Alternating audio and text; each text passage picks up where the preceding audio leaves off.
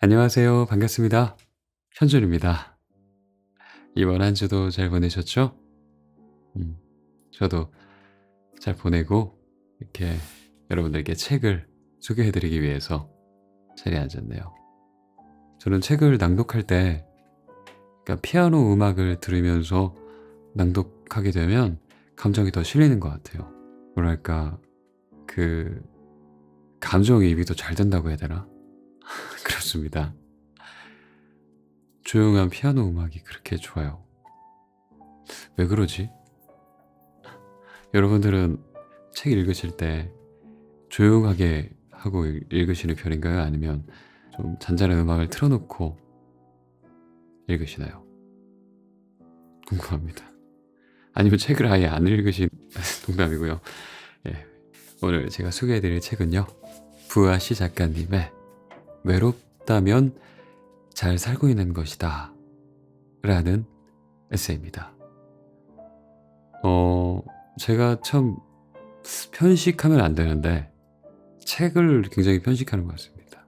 에세이를 되게 좋아하는데 그것도 좀 마음이 따뜻해지고 공감이 되고 하는 그런 에세이들을 되게 좋아하는 것 같아요. 그리고 되게 길게 쓰여 있는 것보다 좀 한두 페이지, 한 꼭지가 세 페이지 내에서 끝나는 그런 에세이들을 굉장히 좋아하는 것 같습니다. 그래서 저도 나중에 기회가 되면 한번 에세이를 한번 더 써볼까, 책을 한번 내볼까 하고 생각하고 있습니다. 쉽지 않겠지만 그런 말들이 되게 위로가 되거든요. 따뜻한 말들, 그리고 다독여주는 말들, 예쁜 말들. 글이라는 것도 말이잖아요. 말을 예쁘게 하는 사람이 좋듯이 글을 쓸 때도 좀 예쁘게 글 쓰는 사람이 좋더라고요. 그래서 그런 책이어서 너가 지금 잘하고 있고 지금 잘 버텨내고 있고 잘 살고 있어 라고 해주는데 그 근거도 굉장히 있어요. 그래서 여러분들께 소개해드리고 싶어서 설레는 마음으로 가져왔습니다. 예. 외롭다면 잘 살고 있는 것이다. 저 좀 외로운데 잘 살고 있는 거겠죠? 그래요. 누구나 하고 싶은 게 있으면 또 외로운 길을 걸어야 할 때도 있는 거라고 생각합니다. 그래서 그 길이 잘못되었다고 생각하기보다 지금 잠깐 힘들고 괴로운 거 또 지나간다. 이 또한 지나가리라 라는 마음으로 묵묵히 걸어나가시는 여러분들이 되셨으면 좋겠습니다. 또 힘든 날이 있으면 굉장히 쾌적한 날도 있는 거고 하는 거 아닐까요? 그래요. 네, 오늘 책 소개해 드릴게요. 외롭다면 잘 살고 있는 것이다. 남들은 나를 오해할 자유가 있고 살다 보면 내 의도와 다르게 나를 오해하는 사람이 생긴다. 말 한마디, 행동 하나가 뜻하지 않게 왜곡되는 순간이 있다. 실수로 그렇게 되는 경우도 있고 때로는 알면서도 고의로 왜곡하는 경우도 있다. 그런 상황을 마주하면 나도 모르게 해명하고 싶어진다. 예전에 나는 그랬다. 누군가의 오해를 바로잡으려 애쓰고 내 진심을 어떻게든 설명하려 했다. 하지만 시간이 지나면서 깨달았다. 나를 오해하는 사람에게 에너지를 쏟는 일은 대부분 의미가 없다는 것을. 많은 경우 상대는 이미 오해할 결심을 하고 있는 상태였다. 내가 아무리 정성껏 설명해도 그들의 시선은 바뀌는 일이 거의 없었다. 누군가가 나를 꼬아서 본다면 사실은 내가 꼬인 게 아니라 그 사람이 꼬아서 보는 경우가 더 많았다. 의도가 있는 오해는 내가 풀 수도 없고 풀 필요도 없다. 그럴 때 신학대학 정영경 교수의 말을 떠올린다. 남들은 나를 오해할 자유가 있고 나는 그것을 해명할 의무가 없다. 이 문장은 나를 단단하게 만들어준다. 내가 반드시 모든 오해를 풀어야 할 책임이 있는 건 아니란 사실이 마음을 가볍게 해준다. 이제는 누군가 나를 오해해도 억지로 설명하거나 설득하느라 불필요한 힘을 쓰지 않는다. 오해를 풀려고 애쓰는 대신 그대로 두고 나는 내 갈 길을 간다. 나와 별 관련도 없는 사람의 말 한마디에 일일이 반응할 필요는 없다. 지나가는 말에 내 하루를 흔들리게 둘 이유도 없다. 특히 나에게 친절하지 않은 사람에게 굳이 친절하게 반응할 필요 없다는 걸 요즘 들어 더 자주 되새긴다. 내가 가진 친절함은 나를 진심으로 대해주는 사람들에게 아껴서 써야 한다. 모든 말에 반응하지 않아도 된다. 모든 오해를 풀 필요도 없다. 진짜 중요한 건 나를 오해하는 사람이 아니라 나를 있는 그대로 바라봐주는 사람들이다. 나에게 중요한 사람들에게 집중하면서 살아가면 그걸로 충분하다. 그게 훨씬 단단하고 평온한 삶의 방식이다.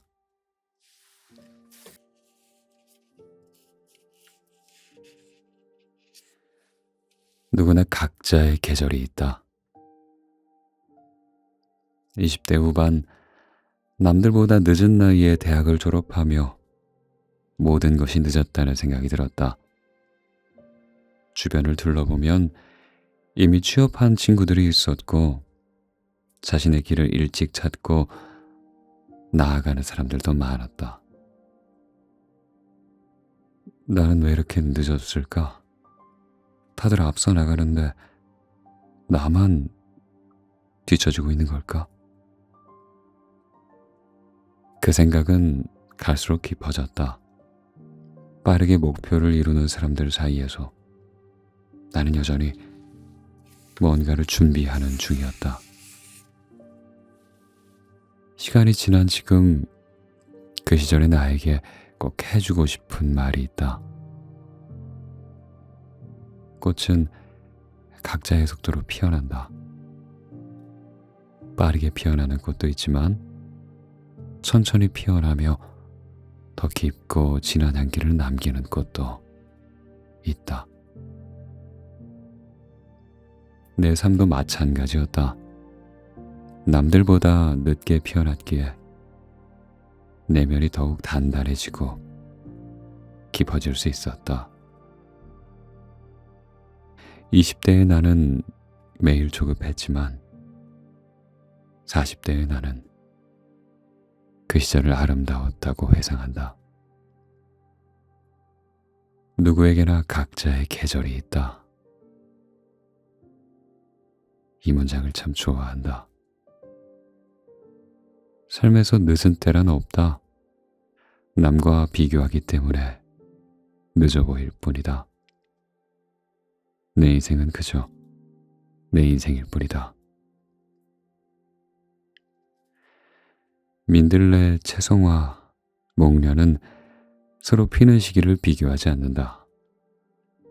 각자의 때에 각자의 방식대로 피어날 뿐이다. 나 또한 그렇다. 조금 늦게 꽃을 피운다고 해서 불안해하거나 조급해할 필요는 없다. 그저 예쁜 꽃을 피우기 위해 물을 주고 정성껏 돌보면 된다.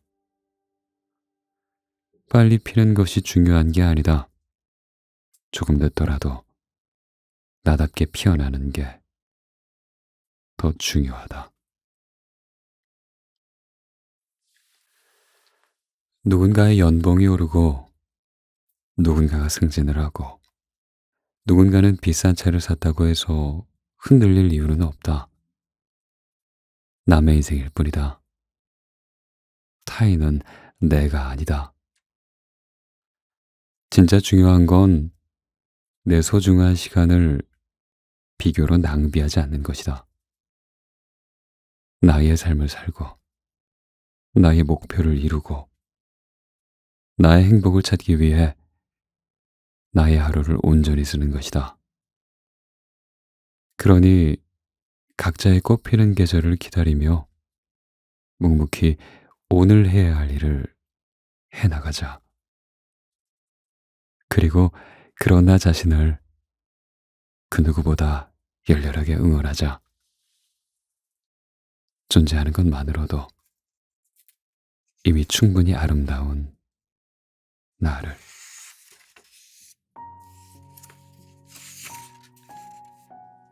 외롭다면 잘 살고 있는 것이다. 회사에서의 마지막 몇 년은 내게 가장 외로운 시간이었고, 동시에 가장 중요한 시간이기도 했다. 16년을 다닌 회사였지만 난 떠날 준비를 하고 있었다. 대부분의 동료들은 더 오래 다니고 더 좋은 평가를 받기 위해 애쓰고 있었지만 나의 마음은 이미 다른 곳을 향해 있었다. 하지만 그런 속내를 누구에게 말할 수 없었고 여전히 회사를 열심히 다니는 사람처럼 보여야 했다. 그 무렵부터 난 점심을 혼자 먹기 시작했고 예전 같으면 꼭 참석해야 했을 회식 자리도 하나둘 빠졌다. 동료들과의 거리는 점점 멀어졌고 나는 홀로 이별을 준비했다. 겉으로는 평범한 직장인의 모습이었지만 마음은 이미 다른 길을 그리고 있었다. 그런데 외로움은 생각보다 훨씬 크게 다가왔다. 단지 혼자 있어서가 아니라 함께 있어도 나와 같은 방향을 바라보는 사람이 없다는 사실이 외로움을 깊게 만들었다. 사람들과 대화를 나누어도 그들의 내일은 나와 무관한 이야기처럼 느껴졌다. 군중 속에 있으면서도 나 혼자 떨어져 있는 듯한 감각. 그것이야말로 진짜 외로움이었다. 외로움은 함께 있어도 생기는 감정이라는 걸 그때 처음으로 알았다. 하지만 시간이 지나면서 알게 되었다. 그 외로움은 단순히 고통스러운 감정만이 아니었다. 오히려 내 영혼이 나에게 보내는 중요한 신호였다. 더 이상 마음이 닿지 않는 자리에 머물지 말라는, 새로운 길로 나아가라는 조용한 메시지였다. 외로움은 진짜 나 자신을 마주하게 만들었다. 기존의 관계와 습관이 빠져나가는 빈자리를 통해서만 새로운 것들이 들어올 수 있다. 그 시절의 외로움 덕분에 나는 회사 이후의 삶을 준비할 수 있었고 조금씩 나다운 방향으로 이동할 수 있었다. 지금은 안다. 외로움이란 성장을 위한 필수 과정이라는 걸. 자신을 발견하려면 혼자 있을 수 있는 용기가 필요하다는 조지프 캠벨의 말처럼 외로움은 나를 움직이게 하고 내가 진짜 원하는 삶을 향해 가도록 이끌어준 고마운 감정이었다.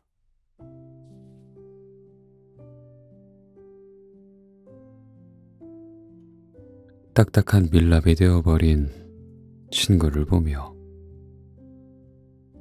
인간은 환경의 동물이다. 사람은 자기가 자주 만나는 사람을 닮아가고 자주 머무르는 공간의 분위기를 자연스럽게 흡수한다. 어느 조직에 속해 있는지, 누구와 주로 시간을 보내는지에 따라서 말투와 감정, 심지어 기질까지 달라지곤 한다. 우리는 생각보다 훨씬 더 환경의 영향을 많이 받으며 살아간다. 내 친구는 어릴 때부터 정이 많고 친절한 성격으로 유명했다. 학창시절엔 어디를 가든 사람들이 먼저 다가왔고 어른들 눈에도 예쁘게 보이는 아이였다. 말 한마디를 해도 부드럽고 따뜻했고 모임에서는 늘 중심이 되었다. 그 친구를 보면 사람 자체가 기운이 있다는 말이 괜히 생긴 게 아니구나 싶었다. 그런 친구가 감사팀으로 발령을 받아 5년간 회사 감사팀에서 일하게 되었다. 어느 날 오랜만에 다시 만난 그 친구는 전혀 다른 사람이 되어 있었다. 늘 다정하고 따뜻했던 말투는 사라지고 짧고 단정한 말들이 오갔다. 나를 바라보는 시선도 어딘가 딱딱하게 굳어 있었고 예전의 부드러움은 찾아보기 어려웠다. 정이 많고 친절하던 친구는 온데간데 없고 딱딱한 모회사 감사팀 과장이 나와 있는 듯한 느낌이었다. 친구는 감사팀에서 딱딱한 사람들과 일하더니 함께 밀랍처럼 굳어버렸다. 한때 말로 사람을 녹이던 친구가 이제는 표정으로 분위기를 얼리는 사람이 되어 있었다. 우리는 알게 모르게 주변 환경의 영향을 받는다. 그러니 자신이 닮고 싶은 사람을 자주 만나야 한다. 내가 밝고 유쾌한 사람들과 자주 어울리면 나도 자연스럽게 밝고 유쾌한 사람이 될 것이고, 건조하고 무뚝뚝한 사람들과 오래 지내면 나 역시 딱딱한 감정에 물들어간다. 내가 자주 만나는 사람이 곧 내가 된다.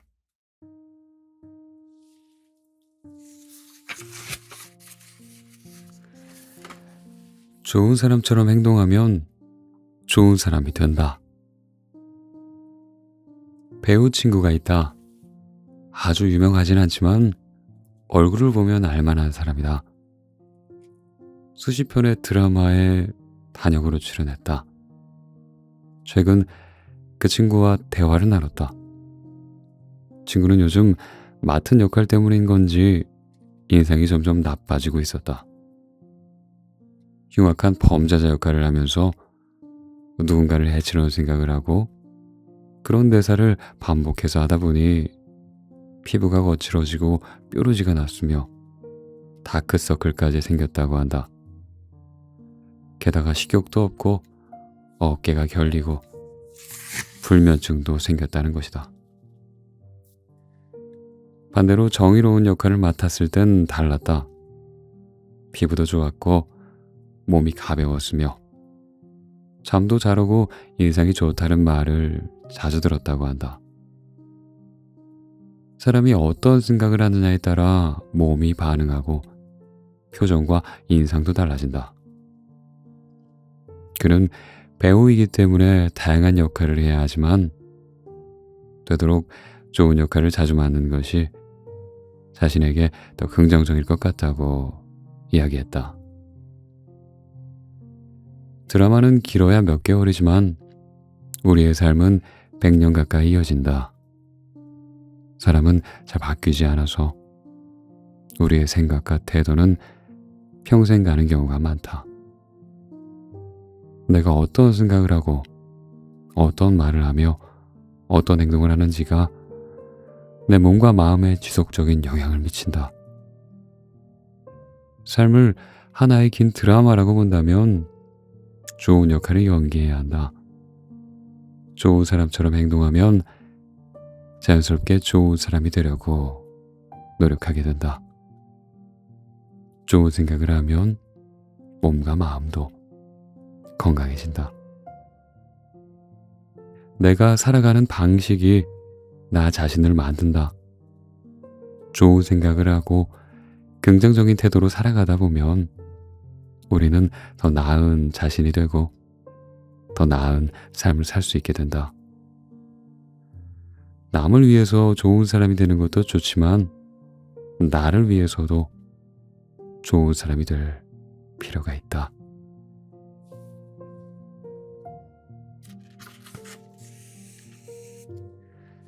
타인의 말에 유독 흔들리는 날에는 평소에는 전혀 신경 쓰지 않던 말이 어느 날 갑자기 신경 쓰일 때가 있다. 지나가듯 한 말인데 괜히 마음에 걸리고 별 뜻이 없다는 걸 알면서도 묘하게 기분이 나빠질 때가 있다. 이런 순간을 몇 차례 겪다 보면 그 감정의 근원은 타인보단 나 자신에게 있다는 걸 조금씩 알게 된다. 그건 내 에너지 레벨이 낮아졌다는 신호다.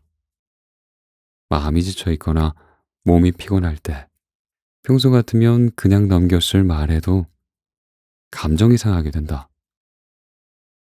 그래서 요즘은 그런 순간이 오면 뭔가 잘못되었다기보단 지금 내 상태가 조금 취약하다는 걸 인정하려 한다. 그 인식만으로도 감정을 다루는 태도가 달라진다. 이럴 때 가장 중요한 건 타인이나 상황을 탓하기 전에 먼저 내 마음을 가다듬는 일이다. 짧게라도 눈을 감고 심호흡을 하거나 커피 한 잔을 마시며 잠시 멍하니 있는 시간도 큰 도움이 된다. 잠을 푹 자거나 가까운 공원을 걷다 보면 생각보다 빠르게 마음이 풀릴 때도 있다. 결국 스스로에게 공간을 주는 일이 필요하다. 내가 다시 에너지를 회복하고 마음의 여유를 되찾게 되면 세상도 조금은 달라 보인다. 똑같은 상황인데도 덜 예민하게 받아들이게 되고 사람의 말도 그렇게까지 날카롭게 들리지 않는다. 결국 세상이 나를 어떻게 대하는가 보다 내가 어떤 상태로 세상을 바라보는가가 더 큰 영향을 미친다. 내가 여유가 없으면 세상이 나를 각박하게 대하는 것 같고 내가 여유가 있으면 세상도 나를 관대하게 받아주는 것 같다. 그래서 요즘은 내 마음이 거칠어질 때마다 세상을 탓하기보단 날 먼저 되돌아보려 한다. 조금 느리게 가도 괜찮으니 스스로의 온도를 다시 따뜻하게 만들어주는 일이 먼저라는 걸, 그걸 잊지 않으려 한다.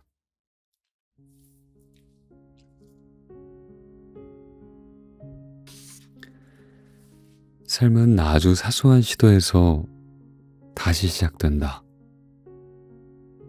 수년째 취업을 못하던 친구가 있었다. 면접이 끝날 때마다 자책을 했고 시간이 지날수록 무기력하다는 느낌을 받았다.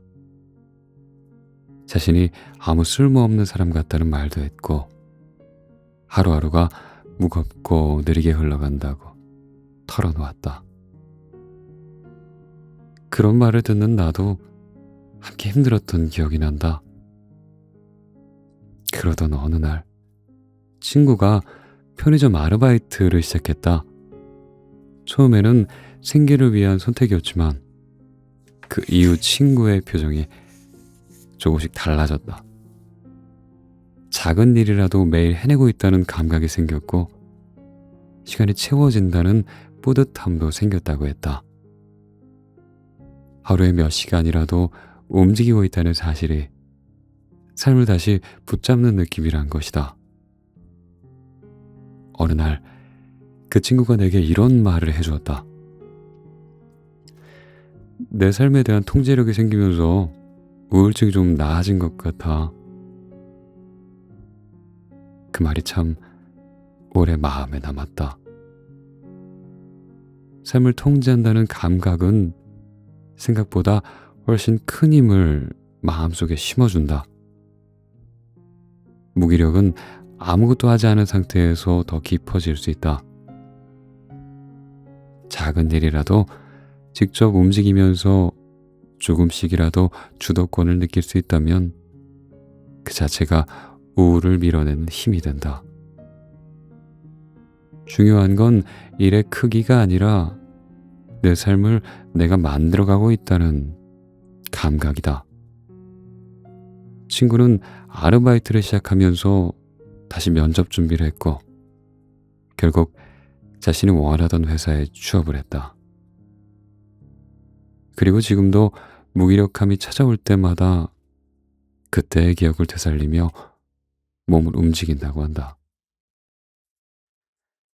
우리는 자주 거창한 목표에 눌려 작은 시도를 놓친다. 하지만 실제로 삶을 회복시키는 건 아주 사소한 움직임이다. 출근 준비를 하고 인사를 건네고 몸을 움직이고 뭔가 책임지는 그 행위들이 나를 이끄는 단단한 중심이 되어준다. 그러니 가만히 주저앉아 있지 말고 작은 움직임이라도 시도해보자. 삶은 거기서부터 다시 시작될 수 있다.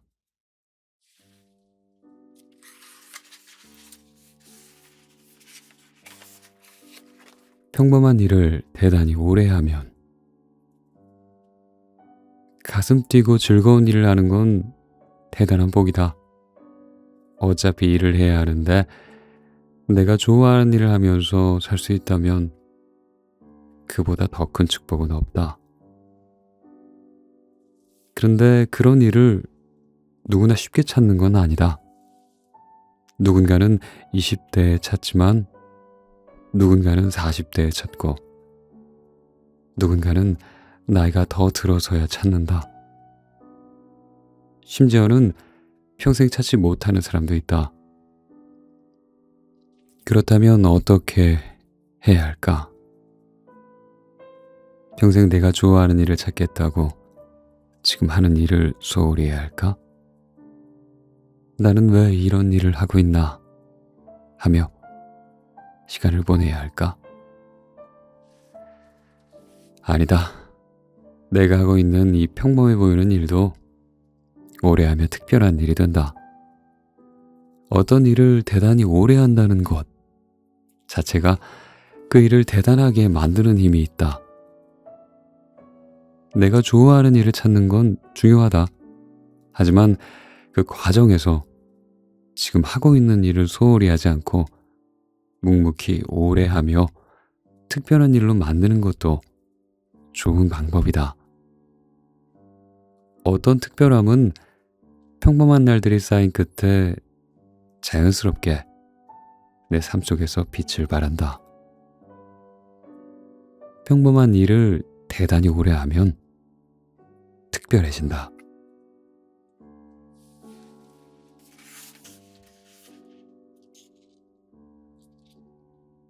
돌아보면 시련은 결국 선물이더라. 왜 나만 이렇게 힘들까 싶었던 날들이 있었다. 왜 하필 나일까? 왜 하필 지금일까? 왜 이런 일이 나에게만 닥칠까? 모든 게 버거웠고 아무 의미 없는 것 같은 날들이 있었다.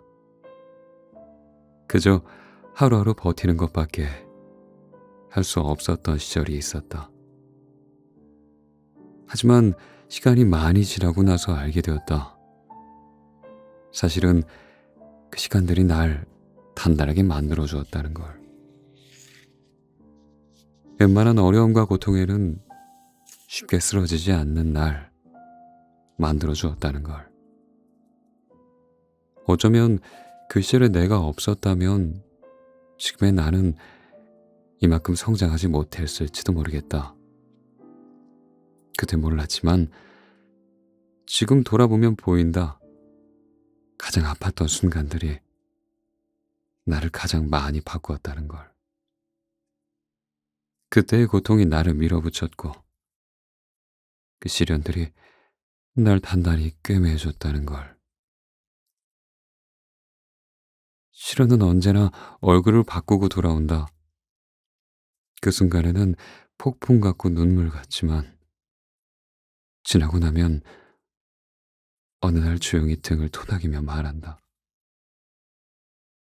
그때 참 잘 견뎠다고. 네가 잘 해낼 줄 알았다고. 고생했다고. 시련은 돌아보면 꼭 선물 같은 얼굴을 하고 있더라.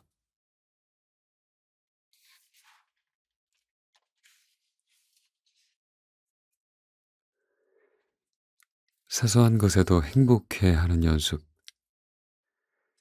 유독 기억에 남는 친구가 한 명 있다. 대학교 시절 친하게 지낸 친구였는데 그 친구에겐 정말 사소한 것에도 행복해하는 습관이 있었다. 같이 떡볶이를 먹으면 야, 어떻게 이렇게 맛있는 떡볶이가 있을 수 있지? 하면서 세상에서 가장 행복한 얼굴로 웃었고 커피 한 잔을 마시면서도 야, 이렇게 맛있는 커피가 있다니 하며 진심으로 감탄하곤 했다. 그때 난 친구를 조금 실없는 사람이라고 여겼던 것 같다. 시간이 지나고 사회에 나가면서 무뚝뚝한 얼굴로 무뚝뚝한 일들을 반복하며 하루하루를 보내게 되었다. 웃을 일도 감탄할 일도 점점 줄어들었고 감정 표현도 서툴러졌다. 그런 와중에 우연히 이국종 교수님 강연에서 한 문장을 듣게 되었다. 그 말은 내 마음을 단번에 붙잡았다. 남의 인생은요, 성공한 것처럼 보이고 행복해하며 멋져 보일 수 있죠. 그러나 인생이 아무리 화려해 보여도요, 결국 우울한 종말이 찾아옵니다. 구내식당 점심 반찬이 잘 나온 것 같은 그 사소한 일에도 행복을 느끼지 않으면 견딜 수 없습니다. 이 문장을 듣는 순간 대학교 시절 학식 떡볶이에 행복해하던 그 친구가 불현듯 떠올랐다. 내가 예전에는 사소하다고만 생각했던 그 친구의 모습이 사실은 사소한 게 아니었을 수 있다는 생각이 들었다. 어쩌면 그건 그가 매일을 조금 더 기분 좋게 살아가기 위한 태도이자 스스로를 돌보는 방식이었을지도 모른다. 지금 나는 커피 한 잔에도 기분이 좋아지고 햇살이 좋은 날엔 자연스레 미소가 지어진다. 예전엔 넘겨버렸던 순간들에 가만히 머무는 법을 배우고 있고 감탄하고 웃는 연습도 다시 시작하고 있다. 행복은 거창한 성취가 아니라 사소한 장면들 속에 숨어 있다는 걸 나도 이제 조금은 느낄 수 있다. 그래서 오늘도 이렇게 글을 쓰며 잠시 행복해진다. 사소하지만 나를 미소 짓게 하는 이 시간들을 소중히 여긴다. 당신도 오늘 사소한 행복으로 괜히 기분이 좋아졌다면 그 감정을 마음껏 느끼면 좋겠다. 어쩌면 그게 우리 모두가 매일 조금씩 더 행복하게 살아갈 수 있게 하는 연습일지도 모르니까.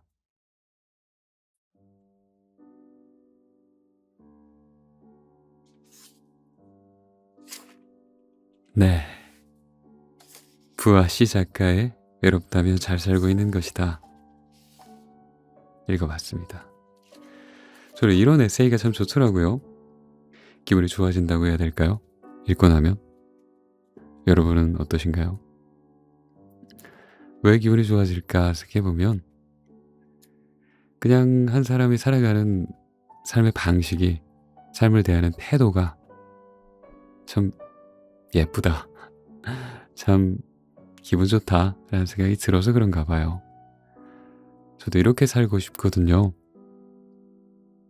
그런데 이렇게 살지 못할 때가 많죠. 그래서 이런 에세이를 보면서 어쩌면 지금까지 내가 살아온 삶의 방식도, 삶의 태도도 괜찮을 수 있었겠구나 하고 되돌아보는 것 같아요. 그리고 사람 사는 거 다 비슷하구나 하는 생각도 하고요. 공감되는 부분이 참 많다는 부분도 있죠. 뭐 사소한 것에 행복을 느끼는 습관이라든지, 주변에 있는 사람들의 영향을 받는 그런 나의 모습이라든지, 남들이 날 오해할 때 옛날에는 전전긍긍하고 아파하고 어떻게든 해명하고 싶어가지고 그랬다면, 나이가 들고는 그래, 무슨 짓을 해도 나를 좋아할 사람은 좋아해주고 나를 싫어할 사람은 싫어하는 거야, 그게 인생이지 하면서 조금 놓아줄 줄도 아는 사람이 되었네요. 이런 책을 보면서 한 번씩 더 되짚는 것 같아요. 그리고 이 책의 제목인 외롭다면 잘 살고 있는 것이다 라는 꼭지도 참, 내가 걷고 싶은 길을 갈 땐 방해물들이라고 해야 되나? 우리를 방해하는 것들이 굉장히 많잖아요.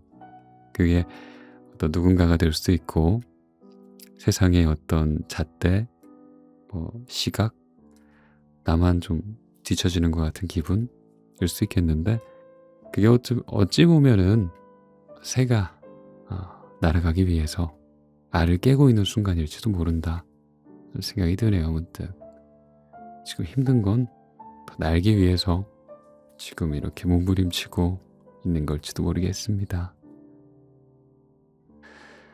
타인의 말에 유독 흔들리는 날에는 가끔씩 되게 똑같은 어떤 안 좋은 얘기를 들어도 웃어 넘길 때도 있었는데, 그날은 또 짜증나는 순간도 있잖아요. 그거는 우리 어떤 몸 상태가 좋지 않아서 그럴 거라는 강한 확신이 듭니다. 컨디션이 좋지 않으면 우리 감정에까지 영향을 미치더라고요.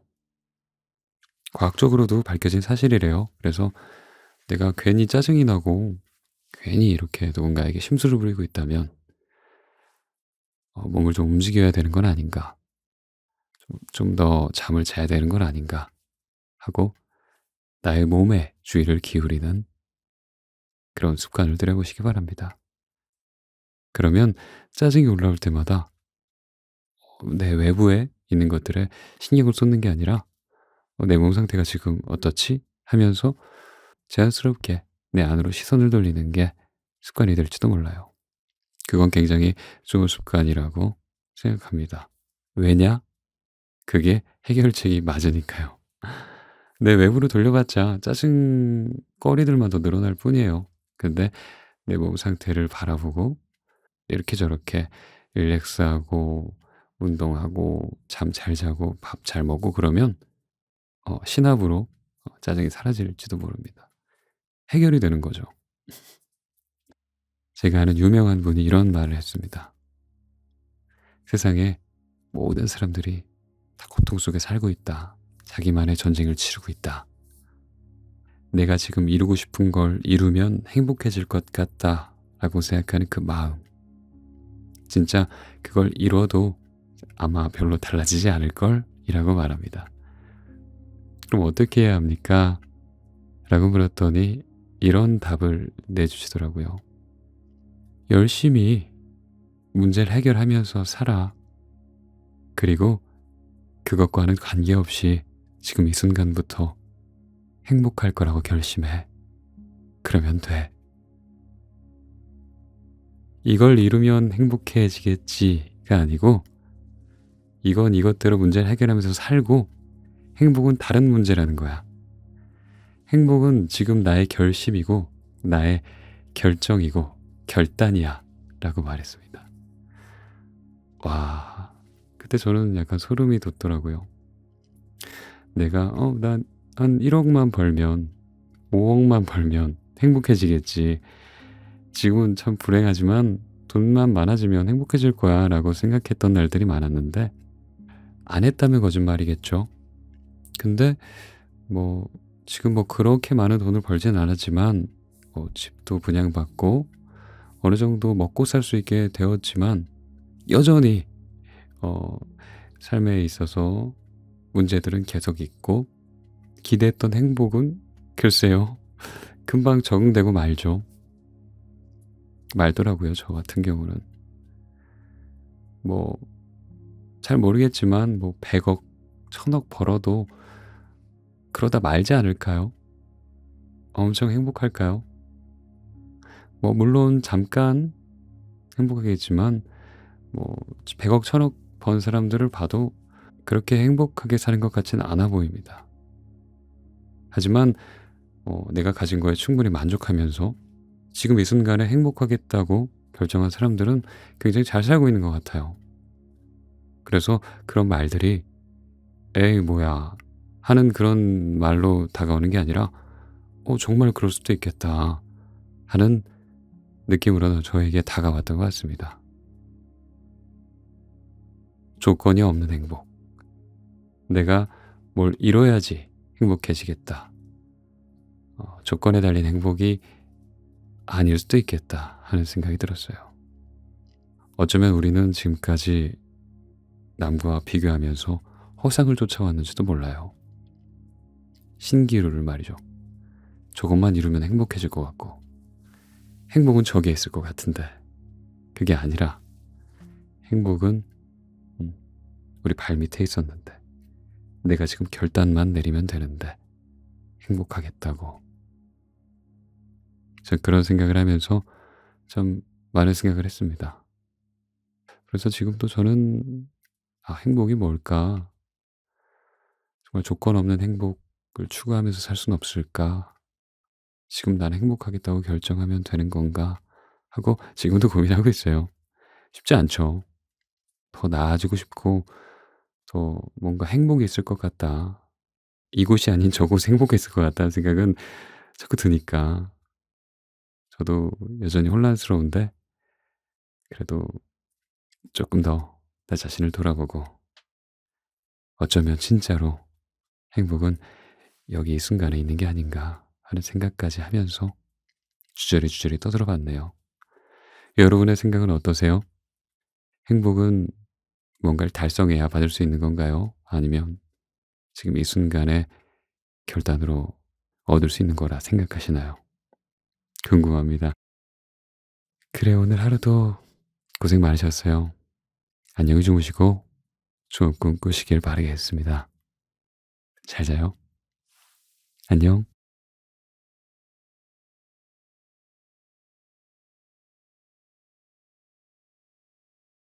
남들은 나를 오해할 자유가 있고 살다 보면 내 의도와 다르게 나를 오해하는 사람이 생긴다.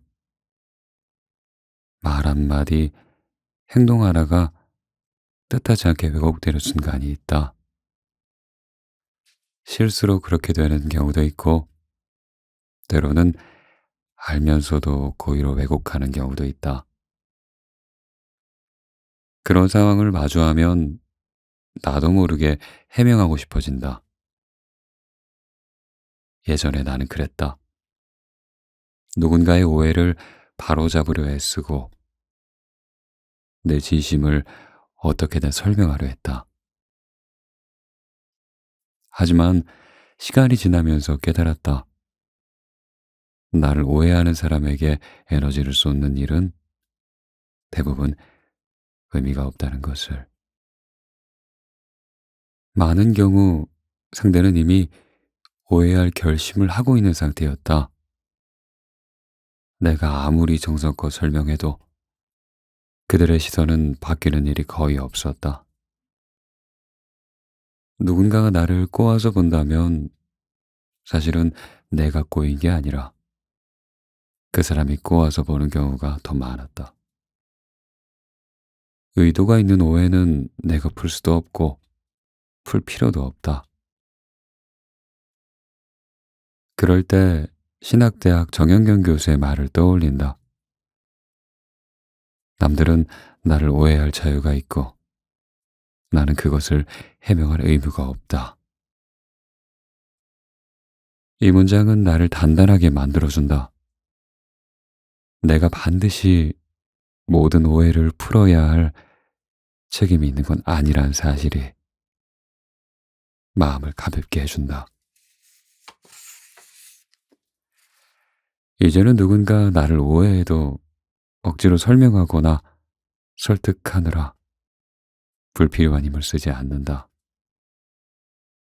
오해를 풀려고 애쓰는 대신 그대로 두고 나는 내 갈 길을 간다. 나와 별 관련도 없는 사람의 말 한마디에 일일이 반응할 필요는 없다. 지나가는 말에 내 하루를 흔들리게 둘 이유도 없다. 특히 나에게 친절하지 않은 사람에게 굳이 친절하게 반응할 필요 없다는 걸 요즘 들어 더 자주 되새긴다. 내가 가진 친절함은 나를 진심으로 대해주는 사람들에게 아껴서 써야 한다. 모든 말에 반응하지 않아도 된다. 모든 오해를 풀 필요도 없다. 진짜 중요한 건 나를 오해하는 사람이 아니라 나를 있는 그대로 바라봐주는 사람들이다. 나에게 중요한 사람들에게 집중하면서 살아가면 그걸로 충분하다. 그게 훨씬 단단하고 평온한 삶의 방식이다.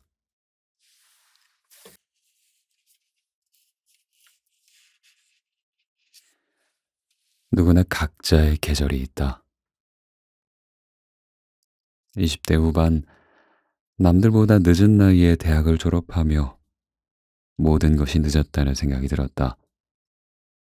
주변을 둘러보면 이미 취업한 친구들이 있었고, 자신의 길을 일찍 찾고 나아가는 사람들도 많았다. 나는 왜 이렇게 늦었을까? 다들 앞서 나가는데 나만 뒤처지고 있는 걸까? 그 생각은 갈수록 깊어졌다. 빠르게 목표를 이루는 사람들 사이에서 나는 여전히 뭔가를 준비하는 중이었다. 시간이 지난 지금 그 시절의 나에게 꼭 해주고 싶은 말이 있다. 꽃은 각자의 속도로 피어난다. 빠르게 피어나는 꽃도 있지만 천천히 피어나며 더 깊고 진한 향기를 남기는 꽃도 있다. 내 삶도 마찬가지였다. 남들보다 늦게 피어났기에 내면이 더욱 단단해지고 깊어질 수 있었다. 20대의 나는 매일 조급했지만 40대의 나는 그 시절을 아름다웠다고 회상한다. 누구에게나 각자의 계절이 있다. 이 문장을 참 좋아한다. 삶에서 늦은 때란 없다. 남과 비교하기 때문에 늦어 보일 뿐이다. 내 인생은 그저 내 인생일 뿐이다. 민들레, 채송화, 목련은 서로 피는 시기를 비교하지 않는다. 각자의 때, 각자의 방식대로 피어날 뿐이다. 나 또한 그렇다. 조금 늦게 꽃을 피운다고 해서 불안해하거나 조급해할 필요는 없다. 그저 예쁜 꽃을 피우기 위해 물을 주고 정성껏 돌보면 된다. 빨리 피는 것이 중요한 게 아니다. 조금 늦더라도 나답게 피어나는 게 더 중요하다. 누군가의 연봉이 오르고 누군가가 승진을 하고 누군가는 비싼 차를 샀다고 해서 흔들릴 이유는 없다. 남의 인생일 뿐이다. 타인은 내가 아니다. 진짜 중요한 건 내 소중한 시간을 비교로 낭비하지 않는 것이다. 나의 삶을 살고, 나의 목표를 이루고, 나의 행복을 찾기 위해 나의 하루를 온전히 쓰는 것이다. 그러니 각자의 꽃피는 계절을 기다리며 묵묵히 오늘 해야 할 일을 해나가자. 그리고 그런 나 자신을 그 누구보다 열렬하게 응원하자. 존재하는 것만으로도 이미 충분히 아름다운 나를.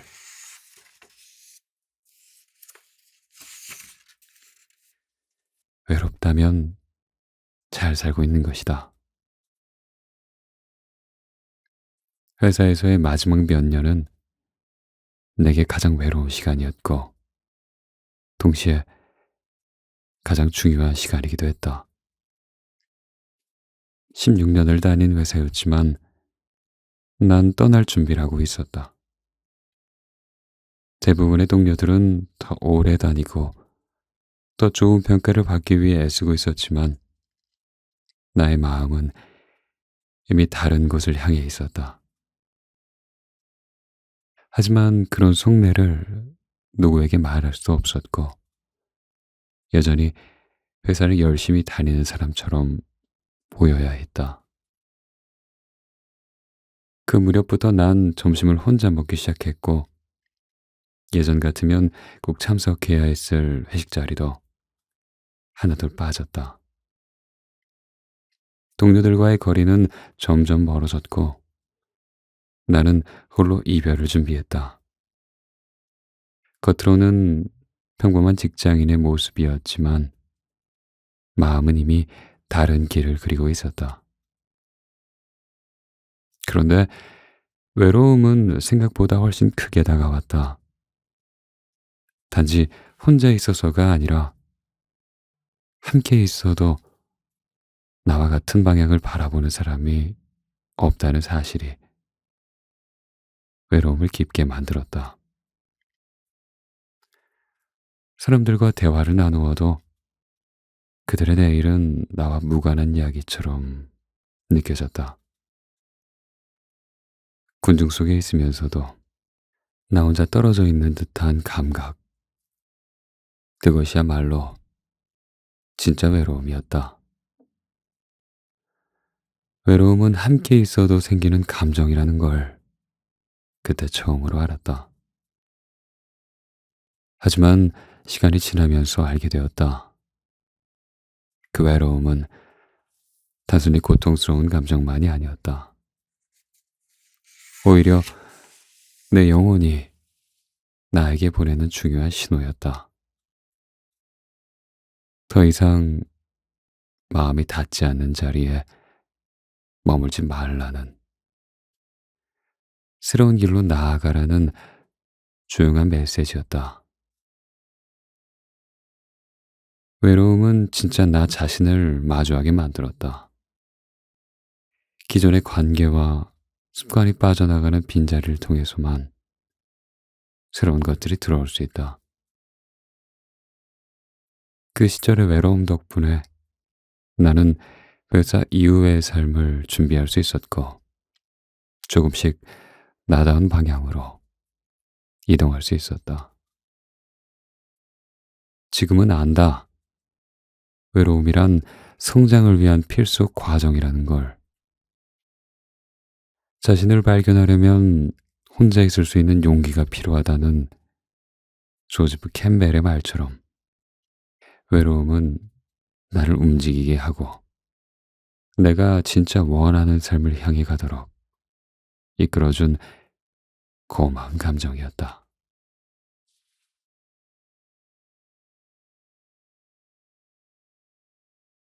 딱딱한 밀랍이 되어버린 친구를 보며 인간은 환경의 동물이다. 사람은 자기가 자주 만나는 사람을 닮아가고 자주 머무르는 공간의 분위기를 자연스럽게 흡수한다. 어느 조직에 속해 있는지, 누구와 주로 시간을 보내는지에 따라서 말투와 감정, 심지어 기질까지 달라지곤 한다. 우리는 생각보다 훨씬 더 환경의 영향을 많이 받으며 살아간다. 내 친구는 어릴 때부터 정이 많고 친절한 성격으로 유명했다. 학창 시절엔 어디를 가든 사람들이 먼저 다가왔고 어른들 눈에도 예쁘게 보이는 아이였다. 말 한마디를 해도 부드럽고 따뜻했고 모임에서는 늘 중심이 되었다. 그 친구를 보면 사람 자체가 기운이 있다는 말이 괜히 생긴 게 아니구나 싶었다. 그런 친구가 감사팀으로 발령을 받아 5년간 회사 감사팀에서 일하게 되었다. 어느 날 오랜만에 다시 만난 그 친구는 전혀 다른 사람이 되어 있었다. 늘 다정하고 따뜻했던 말투는 사라지고 짧고 단정한 말들이 오갔다. 나를 바라보는 시선도 어딘가 딱딱하게 굳어 있었고 예전의 부드러움은 찾아보기 어려웠다. 정이 많고 친절하던 친구는 온데간데 없고 딱딱한 모회사 감사팀 과장이 나와 있는 듯한 느낌이었다. 친구는 감사팀에서 딱딱한 사람들과 일하더니 함께 밀랍처럼 굳어버렸다. 한때 말로 사람을 녹이던 친구가 이제는 표정으로 분위기를 얼리는 사람이 되어 있었다. 우리는 알게 모르게 주변 환경의 영향을 받는다. 그러니 자신이 닮고 싶은 사람을 자주 만나야 한다. 내가 밝고 유쾌한 사람들과 자주 어울리면 나도 자연스럽게 밝고 유쾌한 사람이 될 것이고, 건조하고 무뚝뚝한 사람들과 오래 지내면 나 역시 딱딱한 감정에 물들어간다. 내가 자주 만나는 사람이 곧 내가 된다.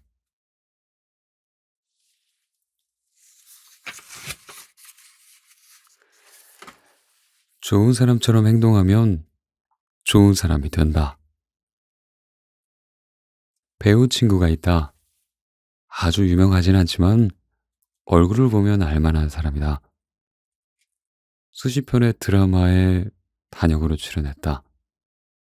최근 그 친구와 대화를 나눴다.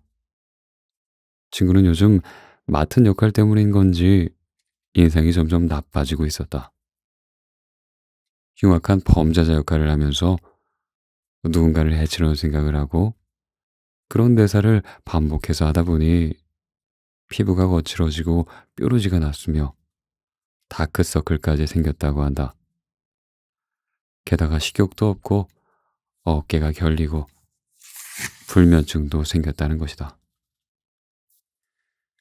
반대로 정의로운 역할을 맡았을 땐 달랐다.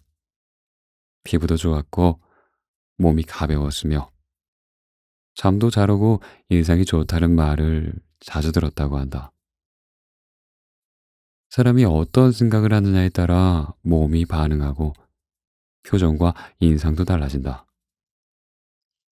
그는 배우이기 때문에 다양한 역할을 해야 하지만 되도록 좋은 역할을 자주 맡는 것이 자신에게 더 긍정적일 것 같다고 이야기했다. 드라마는 길어야 몇 개월이지만 우리의 삶은 100년 가까이 이어진다.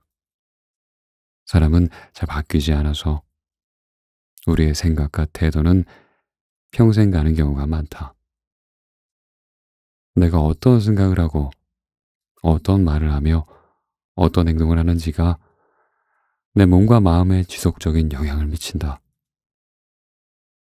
삶을 하나의 긴 드라마라고 본다면 좋은 역할을 연기해야 한다. 좋은 사람처럼 행동하면 자연스럽게 좋은 사람이 되려고 노력하게 된다. 좋은 생각을 하면 몸과 마음도 건강해진다. 내가 살아가는 방식이 나 자신을 만든다. 좋은 생각을 하고 긍정적인 태도로 살아가다 보면 우리는 더 나은 자신이 되고 더 나은 삶을 살 수 있게 된다. 남을 위해서 좋은 사람이 되는 것도 좋지만 나를 위해서도 좋은 사람이 될 필요가 있다.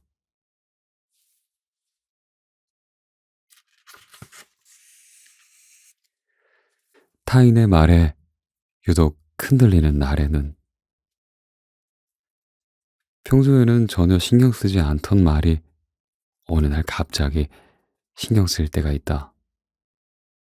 지나가듯 한 말인데 괜히 마음에 걸리고 별 뜻이 없다는 걸 알면서도 묘하게 기분이 나빠질 때가 있다.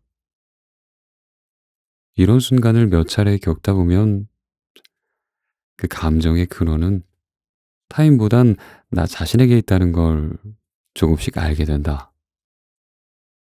그건 내 에너지 레벨이 낮아졌다는 신호다. 마음이 지쳐 있거나 몸이 피곤할 때, 평소 같으면 그냥 넘겼을 말에도 감정이 상하게 된다. 그래서 요즘은 그런 순간이 오면 뭔가 잘못되었다기보단 지금 내 상태가 조금 취약하다는 걸 인정하려 한다. 그 인식만으로도 감정을 다루는 태도가 달라진다. 이럴 때 가장 중요한 건 타인이나 상황을 탓하기 전에 먼저 내 마음을 가다듬는 일이다. 짧게라도 눈을 감고 심호흡을 하거나 커피 한 잔을 마시며 잠시 멍하니 있는 시간도 큰 도움이 된다.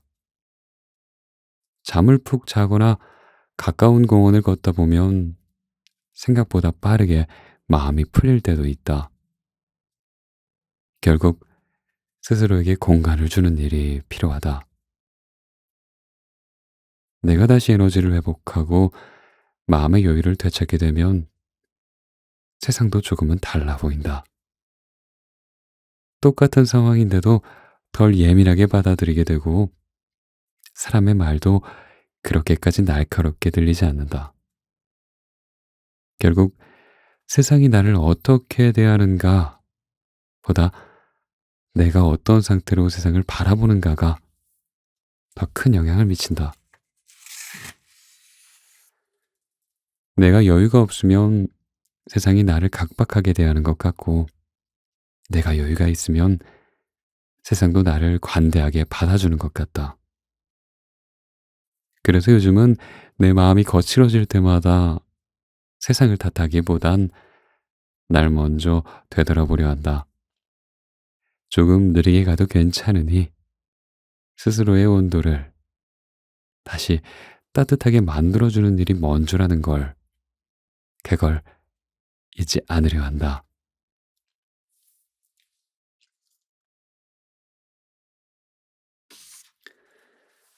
삶은 아주 사소한 시도에서 다시 시작된다. 수년째 취업을 못하던 친구가 있었다. 면접이 끝날 때마다 자책을 했고, 시간이 지날수록 무기력하다는 느낌을 받았다. 자신이 아무 쓸모없는 사람 같다는 말도 했고, 하루하루가 무겁고 느리게 흘러간다고 털어놓았다. 그런 말을 듣는 나도 함께 힘들었던 기억이 난다. 그러던 어느 날, 친구가 편의점 아르바이트를 시작했다. 처음에는 생계를 위한 선택이었지만 그 이후 친구의 표정이 조금씩 달라졌다. 작은 일이라도 매일 해내고 있다는 감각이 생겼고 시간이 채워진다는 뿌듯함도 생겼다고 했다. 하루에 몇 시간이라도 움직이고 있다는 사실이 삶을 다시 붙잡는 느낌이란 것이다. 어느 날 그 친구가 내게 이런 말을 해주었다. 내 삶에 대한 통제력이 생기면서 우울증이 좀 나아진 것 같아. 그 말이 참 오래 마음에 남았다.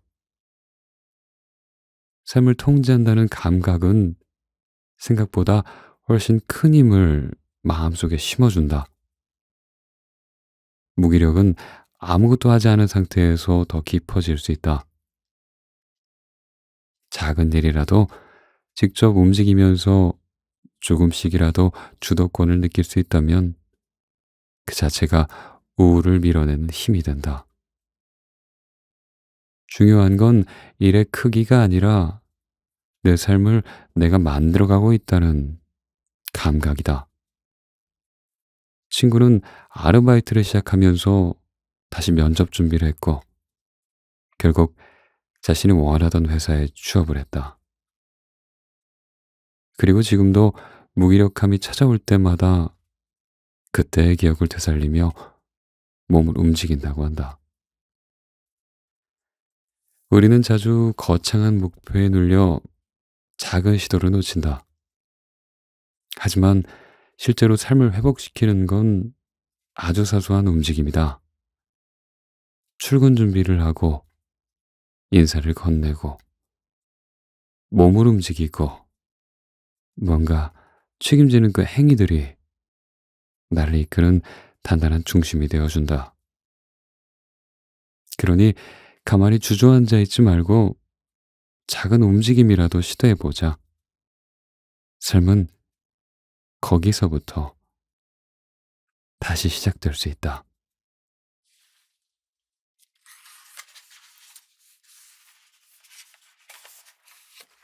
평범한 일을 대단히 오래 하면 가슴 뛰고 즐거운 일을 하는 건 대단한 복이다. 어차피 일을 해야 하는데 내가 좋아하는 일을 하면서 살 수 있다면 그보다 더 큰 축복은 없다. 그런데 그런 일을 누구나 쉽게 찾는 건 아니다. 누군가는 20대에 찾지만 누군가는 40대에 찾고 누군가는 나이가 더 들어서야 찾는다. 심지어는 평생 찾지 못하는 사람도 있다. 그렇다면 어떻게 해야 할까? 평생 내가 좋아하는 일을 찾겠다고 지금 하는 일을 소홀히 해야 할까? 나는 왜 이런 일을 하고 있나? 하며 시간을 보내야 할까? 아니다. 내가 하고 있는 이 평범해 보이는 일도 오래 하면 특별한 일이 된다. 어떤 일을 대단히 오래 한다는 것 자체가 그 일을 대단하게 만드는 힘이 있다. 내가 좋아하는 일을 찾는 건 중요하다. 하지만 그 과정에서 지금 하고 있는 일을 소홀히 하지 않고 묵묵히 오래 하며 특별한 일로 만드는 것도 좋은 방법이다. 어떤 특별함은 평범한 날들이 쌓인 끝에 자연스럽게 내 삶 속에서 빛을 발한다. 평범한 일을 대단히 오래 하면 특별해진다.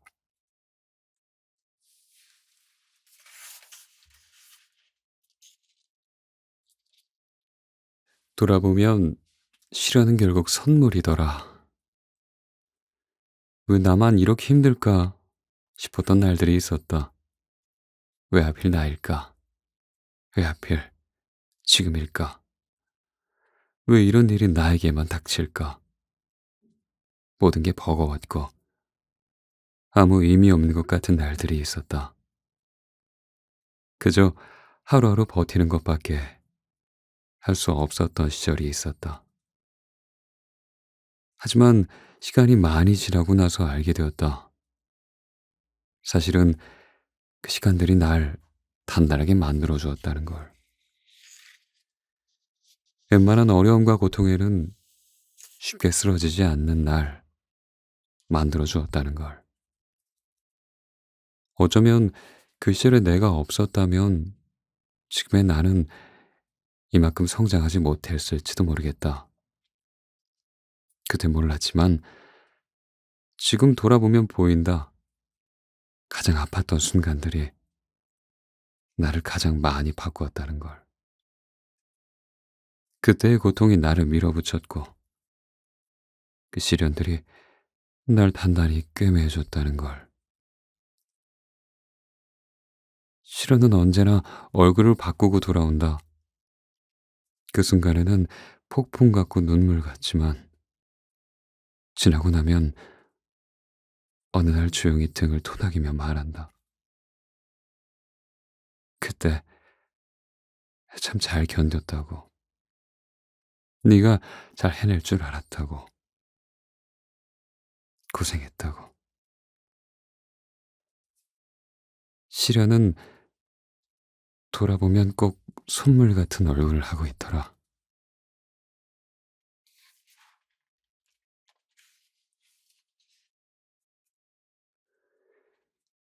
사소한 것에도 행복해하는 연습. 유독 기억에 남는 친구가 한 명 있다.